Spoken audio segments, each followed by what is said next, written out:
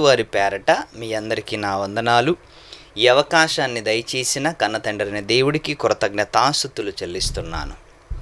మరి ఈరోజు ఒక ప్రాముఖ్యమైన సందర్భాన్ని ఎంచుకొని మానవ సమాజములో ఏం జరుగుతుందో ఇవన్నీ విషయాలను కాస్త బైబిల్లో నుంచి మనం ఆలోచించటానికి ప్రయత్నం చేద్దాం.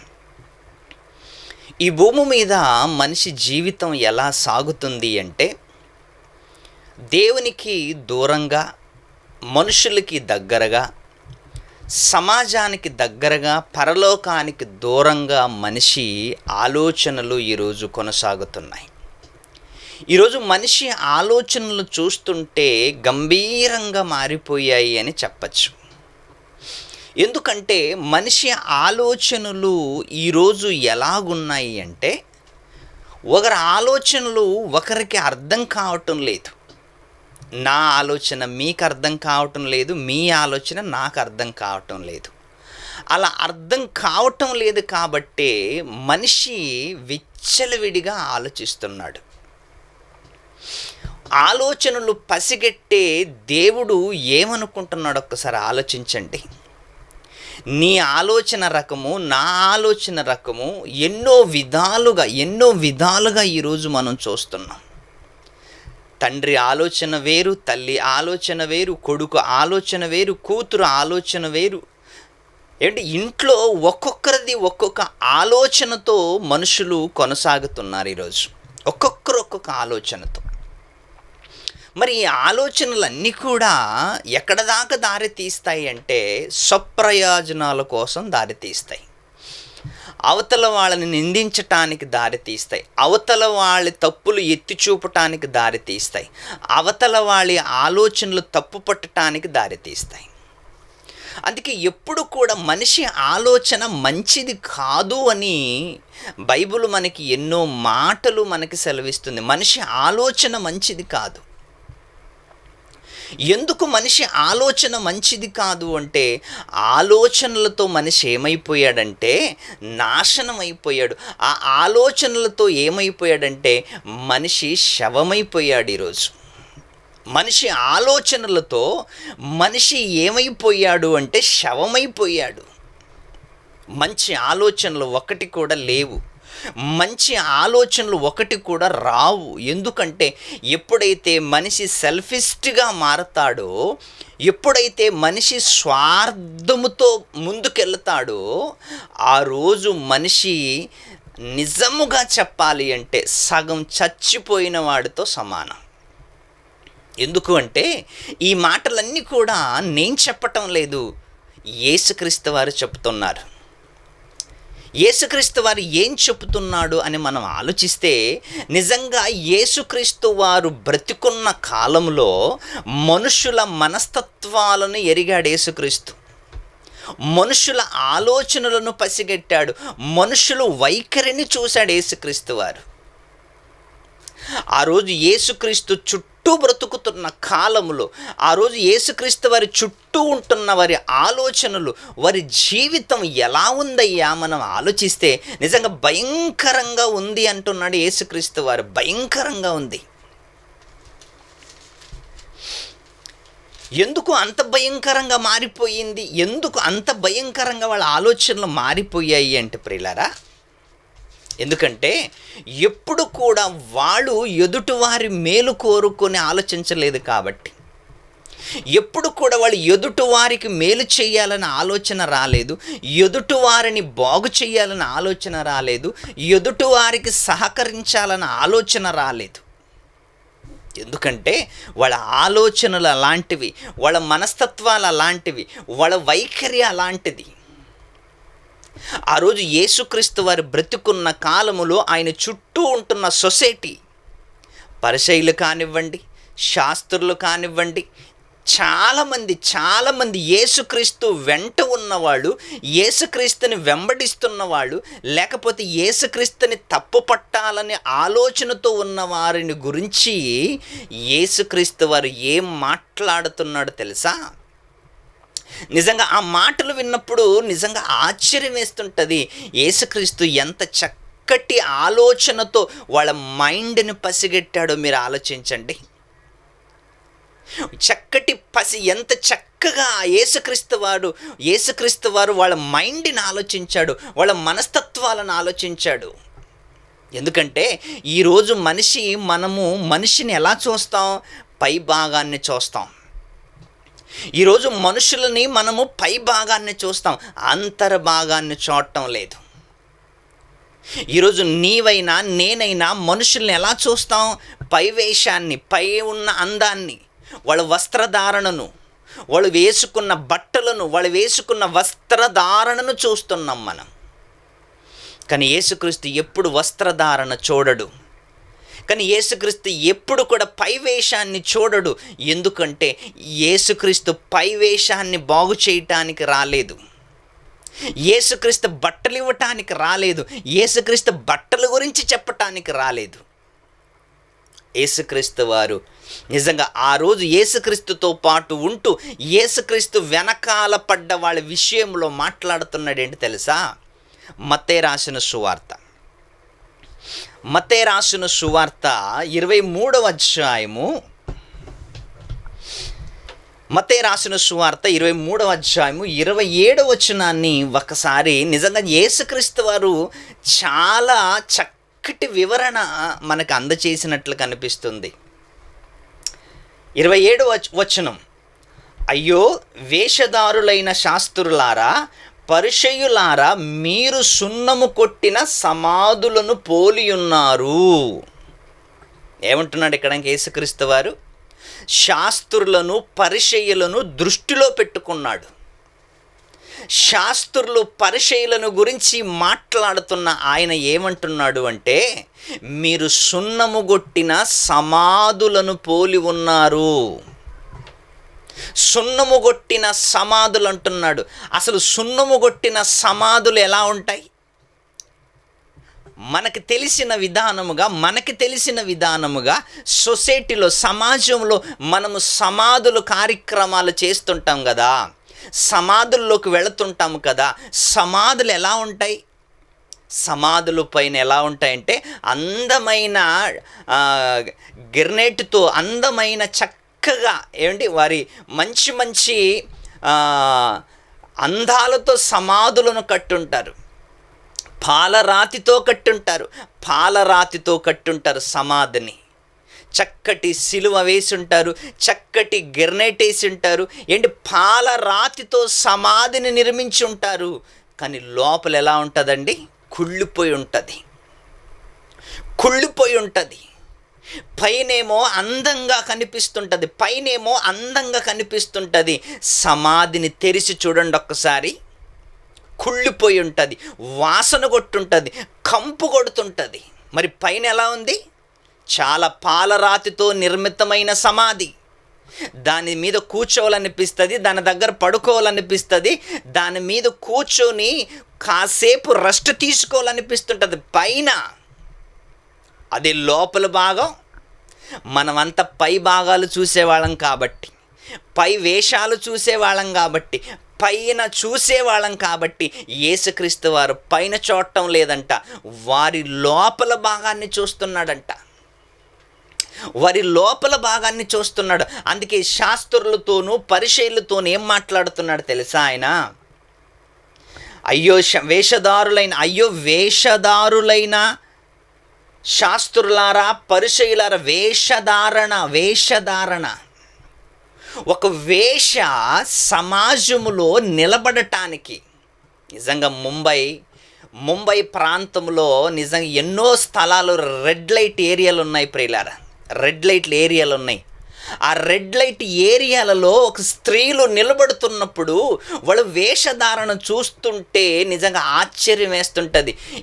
పెళ్లి చేసుకునే అమ్మాయి ఎలాగైతే అందంగా రెడీ అయ్యి పెళ్లి పీటల మీదకి వెళుతుంటాదో అలాంటి అందముగా రెడీ అయ్యి, అందముగా మరి సిద్ధపడి రోడ్ల మీద నిలబడుతున్నారు. ఎందుకు? వేషధారణ. వేషలుకున్న వేషధారణ ఏంటి తెలుసా? వాళ్ళ అందాన్ని చూపించి, వాళ్ళ వస్త్రధారణ చూపించి అవతల వారిని వశపరుచుకోవటమే వారి కార్యక్రమం. వాళ్ళు వేషధారణతో ఉన్నారంటే అర్థమవుతుంది. మరి శాస్త్రులు పరిసయ్యులు వేషధారణతో ఉన్నారు అంటే వీళ్ళు ఏం కనపరుచుకుంటున్నారు సమాజానికి? సమాజానికి వీళ్ళు ఏమి మంచి సందేశాన్ని ఇస్తున్నారు? అందుకే యేసుక్రీస్తు వారు చూడండి ఎక్కడ పాయింట్అవుట్ చేశాడు వీళ్ళని. అయ్యో వేషధారులైన శాస్త్రులారా, పరిసయ్యులారా, మీరు సున్నముగొట్టిన సమాధులను పోలి ఉన్నారు. సున్నముగొట్టిన సమాధులు అంటున్నాడు. అసలు ఒరిజినల్ సమాధుల్లో మనకి ఏం కనిపిస్తుంటుంది? ఒరిజినల్ సమాధుల్లో పైనేమో చాలా చక్కగా అందంగా చక్కటి పాలరాతితో సమాధి నిర్మించుంటారు. మరి లోపల భాగం కుళ్ళిపోయి ఉంటుంది. కుళ్ళిపోయి కంపు కొట్టి వాసనతో నిండిపోయి ఉంటుంది. ఎందుకు? లోపల మన శరీరము మట్టి తిని మట్టిలో వెళ్ళిపోయిన తర్వాత నిజంగా నెల రోజుల తర్వాత సమాధిని తవ్వండి, నెల రోజుల తర్వాత సమాధిని తవ్వండి, మొత్తం కంపు కొట్టేస్తుంటుంది. బ్రతికున్న శవాన్ని గెలకండి. నీవు జీవించుచున్నావన్న పేరు మాత్రమే నీకుంది, నీవు మృతుడవే అంటుంది బైబిలు. ప్రకటన గ్రంథములో నీవు జీవించుచున్నావన్న పేరు మాత్రమే ఉంది, నీవు మృతుడవే. సున్నము కొట్టిన సమాధులు అంటున్నాడు యేసుక్రీస్తు వారు శాస్త్రుల్ని పరిసయ్యుల్ని చూసి. సున్నము కొట్టిన సమాధులు శాస్త్రులు పరిసయ్యులు వేసుకునే వస్త్రధారణ ఎలాంటిదో తెలుసా? శాస్త్రులు పరిసయ్యులు వేసుకునే వస్త్రధారణ ఎలా ఉంటుందో తెలుసా? చాలా వైట్గా ఉంటుంది. చాలా వైట్గా ఉంటుంది. పైనుంచి కాలి నుంచి తలకాయ దాకా ఒక వైట్ అయిన డ్రెస్. ఈరోజు చాలా కొన్ని సంఘాలలో కూడా యూనిఫామ్ వేసుకుంటారండి. చాలామంది సంఘాల్లో పెద్ద పెద్ద పాస్టర్లు కూడా గౌన్ వేసుకుంటారు. అరికాల నుంచి నత్తి వరకు గౌన్ వేసుకొని వైట్ వస్త్రధారణ వైట్గా ఉన్నంత మాత్రాన మనస్సులు ఎలా ఉన్నాయి, మనస్తత్వాలు ఎలా ఉన్నాయి, వారి ఆలోచనలు ఎలా ఉన్నాయి, వారి తలంపులు ఎలా ఉన్నాయి? శాస్త్రులు పరిసయ్యులు వేసుకున్న వస్త్రధారణ మాత్రం చాలా వైట్గా ఉందంట. కానీ వాళ్ళ ఆలోచనలు గ్రహించాడు యేసుక్రీస్తు. అయ్యో వేషధారులైన శాస్త్రులారా, పరిసయ్యులారా, మీరు సున్నము కొట్టిన సమాధులను పోలి ఉన్నారు. అవి వెలుపట శృంగారముగా కనబడును, బయట శృంగారముగా ఉంది, బయట అంతా చకచక జిగేలమంటుంది. ఈరోజు చూడండి, నిజంగా ఈడు పాపి అండి అని మనం ఎవరినైనా అనటానికి వీల్లేదండి. ఈయన నిజంగా మంచోడు కాదండి అనటానికి వీల్లేదండి. ఎందుకంటే అందరూ మంచివాళ్ళ నటిస్తారు ప్రియులారా, అందరూ మంచివాళ్ళనే నటిస్తారు. ఒక ప్రధానమైన పాపి కూడా మంచివాళ్ళ నటిస్తాడు, మంచివాడు కూడా మంచివాళ్ళ నటిస్తాడు. ఇంకపోతే మంచివాడి కంటే చెడ్డవాడే ఎక్కువ పవిత్రుడుగా ఉన్నట్లు ఉంటాడు. మంచివాడి కంటే చెడ్డవాడే అన్ని విధాలుగా మాట్లాడుతుంటాడు. వాడి మాటలు చూసి, వాని వైఖరి చూసి నిజంగా అనిపిస్తుంటుంది, నిజంగా వాని ముందు నేను ఫెయిలు అనిపిస్తుంటుంది. అంత మాట్లాడుతుంటాడు. ఎవడు? పాపం చేసేవాడే. ఎవడు? లోపల చెడ్డ ఆలోచన కలిగిన వాడే. ఒకసారి మీరు ఆలోచించండి. యేసుక్రీస్తు వారు ఏమంటున్నారు? వెలుపట శృంగారముగా అగపడును గాని లోపల చచ్చిన వారి ఎముకలతోనూ సమస్త కల్మషముతోనూ నిండియున్నవి. సమస్త కల్మషముతో వాసన కొడుతున్నారంట మనుషులు. ఏంటయ్యా ఈ వాసన? చచ్చిపోయిన వాడి సమాధిలో ఉంటున్న వాసన కాదిది. చచ్చిపోయిన వాడి సమాధిలో తవ్వితే వచ్చే వాసన ఆ వాసన కాదు. ఈ మనుషుల ఆలోచనలు వాసన ఎలాంటిదంటే దురాలోచనలు. ఇది వాసన, దురాలోచన వాసన, డబ్బు వాసన, వ్యభిచారపు వాసన. పిచ్చితనం వాసన, వేషగమనముల వాసన, దొంగతనముల వాసన, ఎదుటివాన్ని దోసుకునే వాసన, పిచ్చి పిచ్చిగా మనిషి మారిపోయాడండి ఈరోజు. దేవుని కోసము బ్రతకాలనుకుంటున్న మనుషులంతా కూడా ఈరోజు వేషధారణకు అలవాటు పడ్డారంట. పైనేమో చక్కగా వస్త్రాలు ధరించుకుంటారు, పైన చక్కటి వస్త్రాలు. స్త్రీలైనా పురుషులైనా ఎవరైనా చూడండి, ఈరోజు వాళ్ళ వస్త్రధారణను బట్టి మనకేమనిపిస్తుందంటే వాళ్ళంత పవిత్రులు ఎవ్వరు లేరు అనిపిస్తుంటుంది వస్త్రాలను చూసి. కానీ వారి ఆలోచనలు చూడండి, యేసుక్రీస్తు వస్త్రాలను చూసి మాట్లాడలేదు, వాళ్ళు వైట్ డ్రెస్సును చూసి మాట్లాడలేదు, వాళ్ళు వేసుకుంటున్న వస్త్రధారణ చూసి మాట్లాడలేదు, వారి ఆలోచనలను చూసి మాట్లాడాడు యేసుక్రీస్తు వారు. వెలుపట శృంగారముగా ఆగపడును, వెలుపట శృంగారముగా కనిపిస్తుంది తెల్లటి చీర, మృదువైన ఫేసు. అలా చర్చిలోకి వెళ్ళేసరికి, చర్చిలో కాలు పెట్టేసరికి అందరూ ఏమనుకోవాలంటే నిజంగా ఎంత భక్తురాలు అనుకోవాలి. తెల్లటి డ్రెస్సు, వైట్ అండ్ వైట్. ఆ డ్రెస్సును చూస్తున్నప్పుడు మనకేమనిపిస్తుంది తెలుసా? అమ్మో ఎంత పవిత్రుడో అనిపిస్తుంటుంది. ఒక తెల్ల వైట్కి నిదర్శనం ఏంటంటే పవిత్రత. కానీ ఈరోజు వైట్కి నిదర్శనము పవిత్రత లేదు. పైనేమో వైట్గా ఉంటుంది, లోపలేమో అంత చీకటిమయం. పైనేమో వస్త్రధారణ వైట్గా ఉంటుంది, లోపలేమో పనులన్నీ చీకటి పనులు. వెలుపట శృంగారముగా అగపడును గాని లోపట చచ్చిన వారి ఎముకలతోనూ సమస్తమైన కల్మషం అంటే చెడిపోయింది ప్రియులారా. ఆలోచనలు చెడిపోయాయి, మనస్తత్వాలు చెడిపోయాయి, చిన్న పెద్ద తేడా లేకుండా బ్రతుకుతున్నారు, వరస లేకుండా బ్రతుకుతున్నారు ఈరోజు మనుషులు. చూడండి, ఎక్కడెక్కడో వింటున్నాం, చెడు ఆలోచనలతో కూడుకున్న సమాజం ఇది. వరస లేకుండా బ్రతుకుతున్నారు. నిజముగా మరి ఏ మనిషి ఎలా మారిపోతున్నాడు ఎవరికి ఆలోచన రావటం లేదండి. 28 అలాగే మీరు వెలుపట మనుషులకు నీతిమంతులుగా కనబడుచున్నారు. వెలుపట మీరు బయటి వాళ్ళకి ఎలా కనిపిస్తున్నారంట? నీతిమంతులుగా కనిపిస్తున్నారు. వాళ్ళ మధురమైన భాష, వాళ్ళ మధురమైన పదజాలలు ఎలా ఉంటాయంట? మధురముగా ఉంటాయంట. అలాగే మీరు వెలుపట మనుషులకు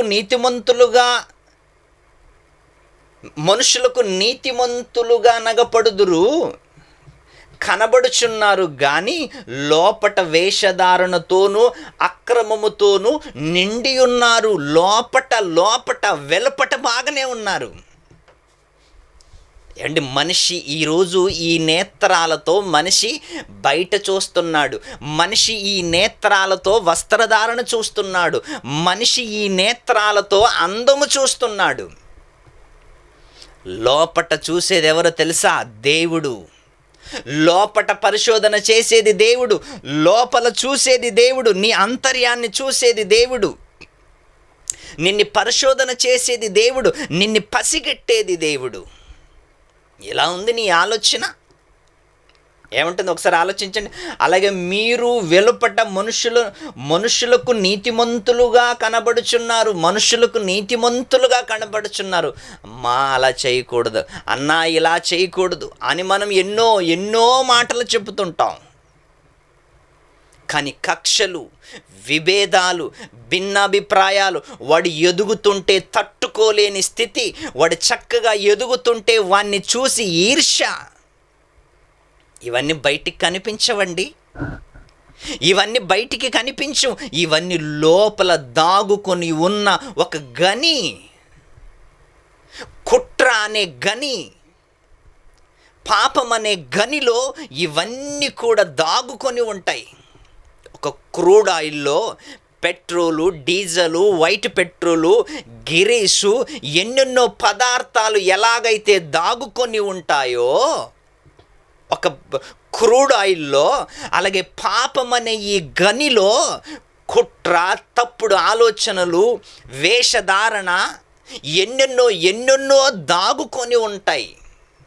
కానీ బయటికి ఏం కనిపించవు, బయటికి అసలే కనిపించవు. ఎందుకంటే బయటికి మనం ఎంతో అందంగా ఉంటాం, బయటికి ఎంతో వస్త్రధారణతో ఉంటాం, బయటికి మన పలకరింపు ఎంతో అందంగా ఉంటుంది. చచ్చిపోయిన వాడి సమాధి ఓపెన్ చేస్తే కంపు కొడుతుంటుంది, కుళ్ళిపోయి ఉంటుంది కాబట్టి, అది కుళ్ళిపోయి ఉంటుంది కాబట్టి, కంపు కొడుతుంటుంది కాబట్టి అమ్మో అది శవము అనుకుంటున్నాం. మరి బ్రతికున్న శవం, జీవించుచున్నావన్న పేరు మాత్రమే ఉంది కదా, నీవు మృతుడవే. చచ్చిపోయిన శవం, బ్రతికుండి చచ్చిపోయిన శవపు ఆలోచనలు, దాని ఆలోచనలు ఎలా ఉంటాయి? వేషధారణతోనూ అక్రమముతోనూ నిండి ఉన్నారు. అయ్యో వేషధారులైన శాస్త్రులారా, పరిసయ్యులారా, మీరు ప్రవక్తల సమాధులను కట్టించు నీతిమంతులు ప్రవక్తల సమాధులను కట్టించు నీతిమంతుల గోరినల శృంగారించుచురు. ఆ సమాధులను ఏం చేస్తారంట? శృంగారం చేస్తున్నారంట. ప్రవక్తలు చచ్చిపోయింటే వాళ్ళ సమాధులను ఏం చేస్తారంట? శృంగారం చేస్తారంట. ఎందుకంటే ఈడు బ్రతికున్న సమాధి, చచ్చిపోయిన వాళ్ళని సమాధులను ఏం చేస్తున్నారంట? శృంగారం చేస్తున్నారంట. ఒకసారి మీరు ఆలోచించండి. యేసుక్రీస్తు వారు ఏం పలుకుతున్నాడంటే, మృతులు తమ మృతులను పాతి పెట్టుకుంటారు, మీరు నన్ను వచ్చి వెంబడించండి. ఇదే మాట అన్నాడు కదా బైబిల్లో. మృతులు తమ మృతులను పాతి పెట్టుకుంటారు, మీరు వచ్చి నన్ను వెంబడించండి. మృతులను పాతి పెట్టుకుంటారు, మీరెందుకయ్యా వాళ్ళ వెంట వెళ్తారు? ఈరోజు బొంబాయి ప్రాంతంలో లేకపోతే ప్రపంచంలో ఎక్కడైనా సమాధుల పండుగ అని ఒకటి ఉంటుంది ప్రియులారా. సమాధుల పండుగ. చచ్చిపోయిన వాళ్ళ సమాధుల దగ్గరికి వెళ్ళి వారి కుటుంబంలో ఎవరైతే చచ్చిపోయి ఉంటారో అలాంటి వారు వాళ్ళ సమాధుల దగ్గరికి వెళ్ళి దాన్ని శుభ్రంగా కడిగి, దానికి కలర్ వేసి, పువ్వులేసి అలంకరించి, దాని దగ్గర కూర్చొని భోజనం చేసి, టిఫిన్ చేసి వస్తున్నారు. అంటే ఈ శాస్త్రవేత్తలు, పరిచయులు కూడా ఏం చేసేవాళ్ళంట తెలుసా? ప్రవక్తల సమాధులను శృంగారం చేస్తున్నారంట. ఏదో ప్రవక్తుల మీద ఏదో పెద్దగా మన నమ్మకం ఉన్నట్లు, ప్రవక్తల మీద ఏదో ప్రేమ ఉన్నట్లు, చంపింది కూడా వాళ్ళే. మనము మన పితరుల దినములలో ఉండిన ఎడల ప్రవక్త మరణము విషయములో వారితో పాలివారై ఉండక పోదుమని చెప్పుకొందురు. ఏమనుకుంటున్నారంట? ఒకవేళ మనం పితరుల కాలంలో ఉండుంటే వాళ్ళతో పాటు మనం కూడా చచ్చిపోయే వాళ్ళం కదా, వాళ్ళలా మనం కూడా మంచి కార్యక్రమాలు చేసేవారం కదా అని చెప్పుకుంటారంట. ఏమంటున్నారంట వాళ్ళు? మనము మన పితరుల దినములలో ఉండిన ఎడల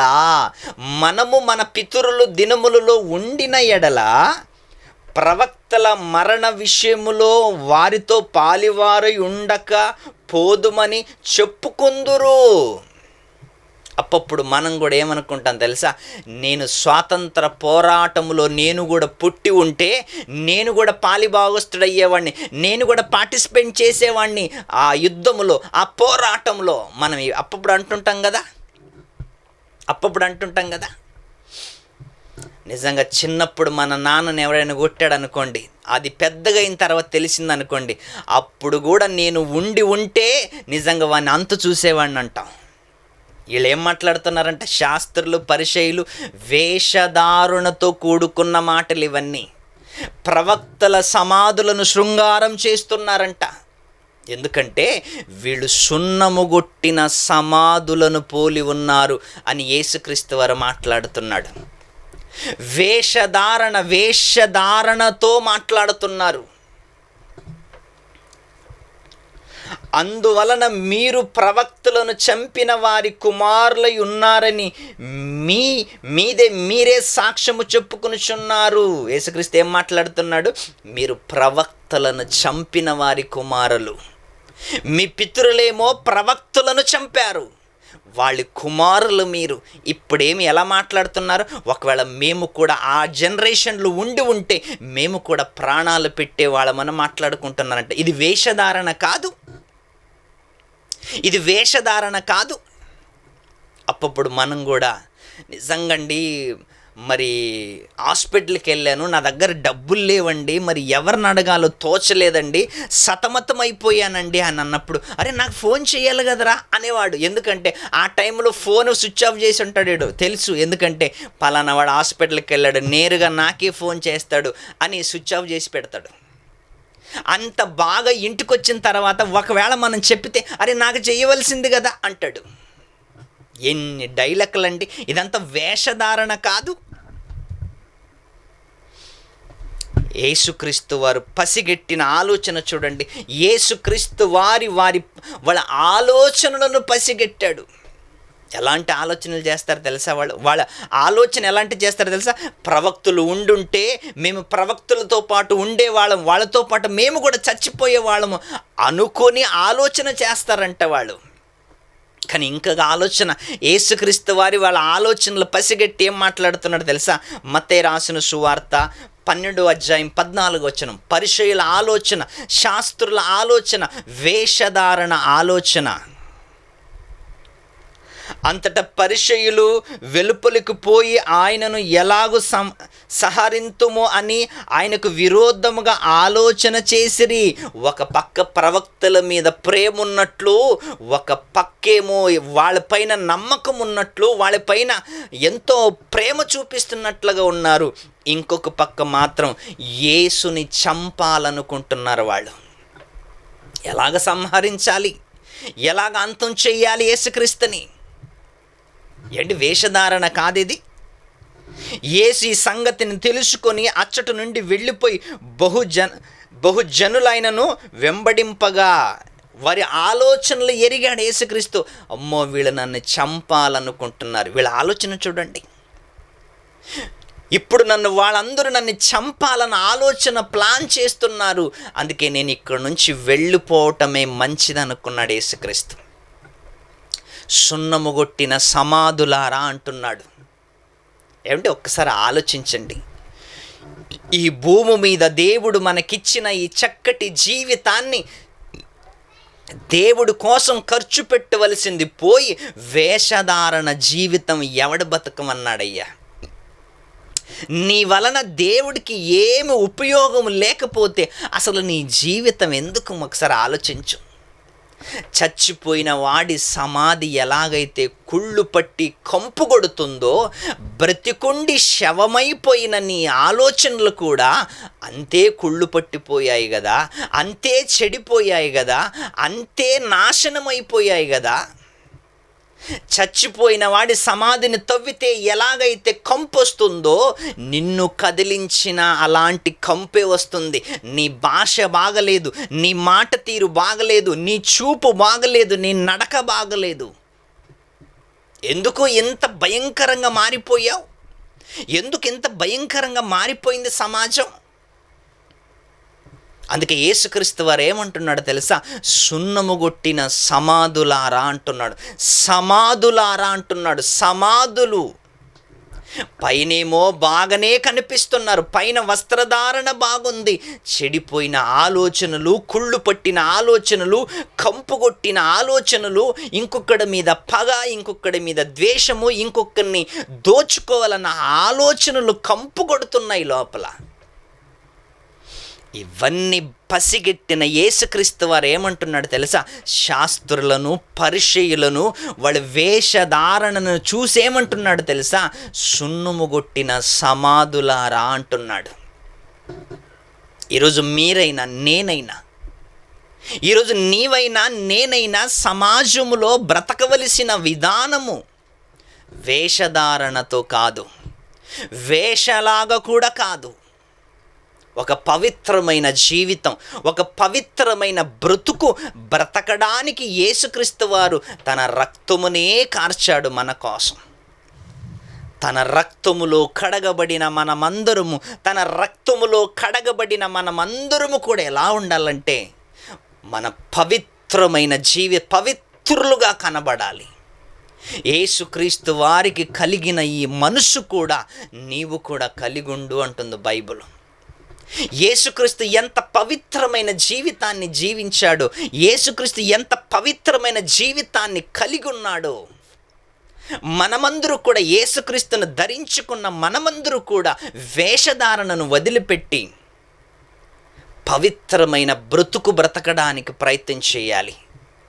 ఆ రోజు యేసుక్రీస్తు చుట్టూ ఉంటున్న వారి ఆలోచనలు యేసుని చంపాలని, యేసుక్రీస్తుని అంతం చేయాలని, యేసుక్రీస్తుని ఈ లోకములో లేకుండా చేయాలని, ఆయనను చంపటానికి ప్లాన్లు వేస్తున్నారంట.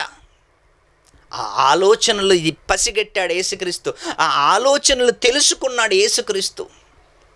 అలా ఆలోచనలు తెలుసుకున్న ఆయన అక్కడి నుంచి ఎందుకు వెళ్ళిపోయాడు అంటే, ఇంకా నా సమయము రాలేదు అంటున్నాడు. మత్తయి రాసిన సువార్త 23వ అధ్యాయం 33వ వచనం, సర్పములారా సర్ప సంతానమా నరక శిక్షను మీరు ఎలాగు తప్పించుకుందురు? సర్పములారా సర్ప సంతానమా అంటే లోపలంతా విషపూరితమైన ఆలోచనలు 23:33 ప్రియులారా, సర్పములారా సర్ప సంతానమా నరక శిక్షను మీరు ఎలాగ తప్పించుకుందురు? నరక శిక్షను మీరు ఎలాగ తప్పించుకుంటారు? మీ విషపూరితమైన ఆలోచనలు. సర్పములారా అంటున్నాడు యేసుక్రీస్తు వారు. శాస్త్రులను పరిసయ్యులను వారి వేషధారణ చూసి యేసుక్రీస్తు వారు ఎలా తిడుతున్నాడు చూడండి వాళ్ళని. సర్పములారా సర్ప సంతానమా. ఇదే డైలాగ్ యోహాను గారు కూడా కొట్టాడు తెలుసా. ఇదే మాటలు యోహాను గారు కూడా తిట్టాడు. సర్ప సంతానమా అన్నాడు. యేసుక్రీస్తు వారు కూడా అదే అంటున్నాడు. ఎందుకంటే శాస్త్రులు పరిసయ్యులు వేషధారులు వాళ్ళే కాదండి, ఈరోజు బ్రతుకుతున్న ప్రతి ఒక్కరి ఆలోచన చూడండి, స్వార్థం. నేనే బాగుండాలి, నా కుటుంబమే బాగుండాలి, నేనే ఎదగాలి, నేనే అన్నిట్లో ముందుండాలన్న స్వార్థం మనిషిలోకి వచ్చేసిన తర్వాత ఇంక ఎదుటివారు మనకి ఏం కనిపిస్తారు చెప్పండి? ఎదుటివారు మనకి ఇంకేం కనిపిస్తారు? మనకి ఎప్పుడు కనిపించరు. ఒక్కసారి స్వార్థము మనుషులో చోటు చేసుకుందంటే, అది వృక్షముగా మారిపోయిందంటే ఎదుటివాడు ఎప్పుడు కనిపించడు. మనమే ఎదగాలనుకుంటాం. శాస్త్రులు పరిసయ్యులు అలాంటి వాళ్ళే. తమ మతములోకి కలుపుకోవటానికి భూమి చుట్టూ తిరిగి వచ్చేవాళ్ళంట. తమ మతములోకి కలుపుకోవటానికి భూమి చుట్టూ తిరిగొచ్చి వానిని మరి ఎక్కువ నరకపాత్రుని చేసేవాళ్ళంట. అందుకే ఒక్కసారి మీరు ఆలోచించండి, మన ఆలోచనలు చెడిపోయాయా? మన తలంపులు చెడిపోయాయా? మన హృదయం చెడిపోయిందా? మన ఆశలు చెడిపోయాయా? ఏంటి మన ఆలోచనలు, మన ఆశలు, మన కోరికలు అన్నీ బాగున్నాయా? దారి తప్పిపోయాయా? మన ఆధీనములో ఉన్నాయా? ఆధీనములు లేకపోయాయా? ఎదుటివారిని దోచుకోవటం, ఎదుటివారిది ఆశించటం ఇది అన్యాయం కదా. ఎదుటి వారిని తొక్కేలనుకోవటం ఇది అన్యాయం కదా. అందుకే యేసుక్రీస్తు వారు నేర్పిన మాటలు ఏంటో తెలుసా?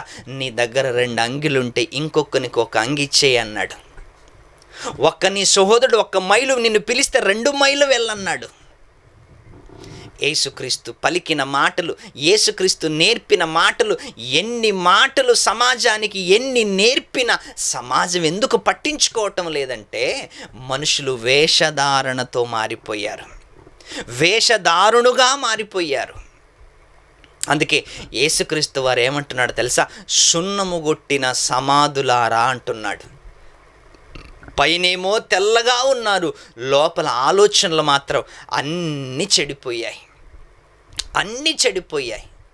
మన ఆలోచనలు బాగుండాలి అంటే, మన ఆలోచనలు సరిగ్గా ఉండాలి అంటే, మన ఆలోచనలు చక్కగా దేవునికి అనుకూలంగా ఉండాలి అంటే వాక్యాన్ని బాగా చదవండి, వాక్యాన్ని బాగా నేర్చుకోండి, వాక్యాన్ని బాగా నేర్చుకొని మన ఆలోచనలు మార్చుకుందాం.